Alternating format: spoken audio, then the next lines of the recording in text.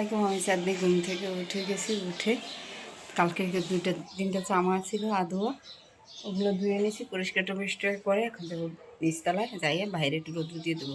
আর আপুর বাসায় বাইরে কাপড় চোপড় রোদ্র দেওয়া যায়, যে বাইরে কাপড় চোপড় রোদ্র দেওয়া যায়। তাই ঘুম থেকে উঠে গেছে। আমার বোনটা এখনও উঠে নাই। আমি আর আমার মেয়ে তো এক জায়গায় ঘুমাই। মেয়ে উঠে গেছে, আমি উঠে গেছি। ও পাতলা দিয়ে উঠে গেলে আমি সোজা পেয়েছি বাইরের কাপড় চোপড় বোঝাই। আমার জামা কাপড় কোথায় দেবো আমি জানি না। তাই চলো যাই নিচতলায়। উপর থেকে নিচে নেমে দেখি বোন রান্না বান্না করতে আছে। এই জায়গায় মুরগি দিয়ে সিমের বিচি দিয়ে রান্না করবে আর মুরগি ভুনা করবে। কারণ হচ্ছে আজকে তো রমজান মাস, রোজা আছে। তাই ভোর রাত্রের জন্য সিমের বিচি দিয়ে মুরগি রান্না করবে। আর সন্ধ্যা আমরা দুপুরে খাবো চাপটি। অনেকে চাপটি বলো, অনেকে চটা বলে, যে যেটা বলো বুঝে নেবে। আর এই হলো সিমের বিচি। রাত্রের বেলা আমরা তিনজনে মিলে, আমি বোন আর বোনের মেয়ে, তিনজনে মানে ছোলা ফেলে দিয়ে রেখে দিছি, যে ছোলা ফেলে দিয়ে। আর সিমের বিচিগুলো দেখতেই পাচ্ছ কত সুন্দর। আমি সিমের বিচি রান্না কোনো দিনও খাইনি, কারণ আমার বাসায় এগুলো খাওয়া হয় না। বাট আমি সিমের বিচিটা ওই যে সিমের ভিতরেই খাওয়া হয়, এছাড়া এরকম আলাদাভাবে কোনো দিন খাইনি। এটা স্বাদ কীরকমের হবে জানি না। খেতে মেয়ে বললো যে আন্টি খুব খেতে মজা হবে, তুমি খেয়ে দেখো। তা মেয়ের পছন্দ মতনই আনলাম এটা। আমরাও যেহেতু খাইনি, খেয়ে দেখি। সব জিনিস ট্রাই করা ভালো। তাই বোন তো রান্না করতে আসে, আমি দাঁড়িয়ে দাঁড়িয়ে ভিডিও করতে আসি এই জায়গায়। আর এটার ভিতর দেবে যে সিমের বিচিটা, ওইটা হচ্ছে ভুনা মুরগি করবে, যে চাপটি দিয়ে খাওয়ার জন্য। আর এটা হবে সিমের বিচি দিয়ে। কথা ভয়েস দিতে গেলে বা ভিডিও করতে গেলে কোনো সময় আমার কাশি এসে যায়, কেন জানি না। ভিডিও করতে গেলেও কাশি আসবে, গলাটা আটকে যাবে, এবং ভিডিওতে ভয়েস দিতে গেলেও এরকমের হয়। আর এই যে বনে সিমের বিচিগুলো দিয়ে দিতে আছে সবগুলো মুরগির ভিতর। প্রথমে চেয়েছিল মাছ দিয়ে রান্না করবে, তারপর আমি বলছি যে এটা বলে মুরগি দিয়ে খেতে ভালো লাগে।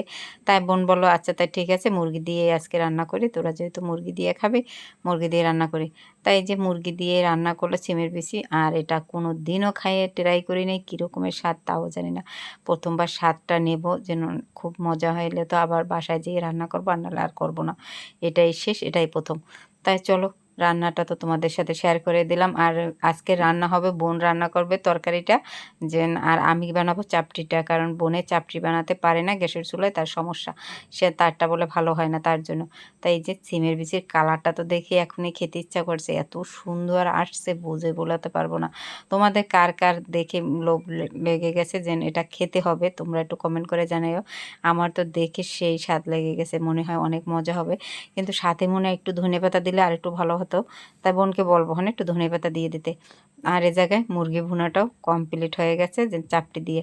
তা আমি চাপটিটা করে নেব। আর বোন হচ্ছে মেহমানদের খাবারের জন্য বসিয়ে দিয়েছে। এই হলো চাপটির জন্য সবাই বসে গেছে, আর আমিও বসে গেছি খেতে। চাপটি বানিয়ে এটা নিয়ে, আমি চাপটি বানিয়েছি যখন, তখন ওটা ভিডিও করা হয় নাই কেন জানি। আর আমার খাবার প্লেটের ভিতরেই আমার ফোনটা দেখা যাচ্ছে যে আমি ভিডিও করতে আছি, এটা হলো কথা। যে আর আজকে কলম ভর্তা ছিল অনেক পদের। এটা ছিল নারকেলের ভর্তা, কাঁচামরিচের ভর্তা চাপটির দিয়ে, তারপরে আছে ওইটা কি ভর্তা বলে, সরিষা ভর্তা। এই হলো কাঁচামরিচের ভর্তাটা। সব ভর্তাগুলো আমি একটু একটু করে নিতে আছি আর তোমাদেরকে বলতে আছি। আর এই হলো সরিষার ভর্তা। এই যে 2 পদের 3 পদের ভর্তা ছিল। ও শুটকি ভর্তা ছিল, বাট আমি শুটকি ভর্তা খাই না। আমি কোনো শুটকিই খাই না, তার জন্য শুটকির ভর্তাটা নিয়ে নেই। আর এখন নিয়ে নেব মুরগির গোছ ভুনাটা, এটা দিয়ে খেতে হবে। আর আজকে জানো না, এই চাপটিটা পড়তে যেয়ে বাসায় 4 জন মেহমান খেলো। বাট আমাদের প্ল্যান ছিল আমরা 5 জন বাসায় আছি, বোনের মেয়ে 2টা, বোন আর আমরা 3 বোন একসাথে। তাই আর বোনের মেয়ে 2টা, আমরা 5 জনেই খাবো। আমরা 5 জনের অনুযায়ী রান্না হয়েছে। তার ভিতর আমাদের কপালে যদি থাকে কারো খাবার, তাহলে কেউ রিজিক থেকে যেতে পারবে না। তাই 4 জন মেহমান খেলো দুপুরে। তাই সবাই কম বেশি খেতে পারলাম, কিন্তু আমি তৃপ্তি করে চাপড়িটা খেতে পারি নাই দেখো। আর আমি জার্নি করতে করতে আমার চোখ টোক দাঁড়িয়ে গেছে, একেবারে শুকিয়ে কী যে হয়ে গেছি বলে বুঝতে পারবো না। আমি যখন এই ভিডিওটা করি তখনও আমাদের সাথে একজন খেতে আসে, এক ভাবি আসছে, আপুর ভাবি, আমিও ভাবি বললাম। সে আসছে, সেও আমাদের সাথে খেতে বসে গেছে। বলল যখন যেন খান একটু চাপটি খাই। আর আমি বললাম ডান হাতে খাচ্ছি, ভিডিওতে বোঝা যাচ্ছে যে বাম হাতে খাচ্ছি, মোটেই না, এটা আমার ডান হাত। অনেক স্বাদ হয়েছে বলে বোঝাতে পারবো না। এই ভিডিওটা যখন ভয়েসটা দিলাম তখন তো দেখে আমার খুবই খেতে ইচ্ছা করছে বলে বোঝাতে পারবো না। মনে চাচ্ছে যে আবারও একটু খাই সুন্দর করে বানিয়ে, কোনো গেস্ট আসবে না। আর দেশি মুরগি দিয়ে তোমাদের কার কার ভালো লাগছে একটু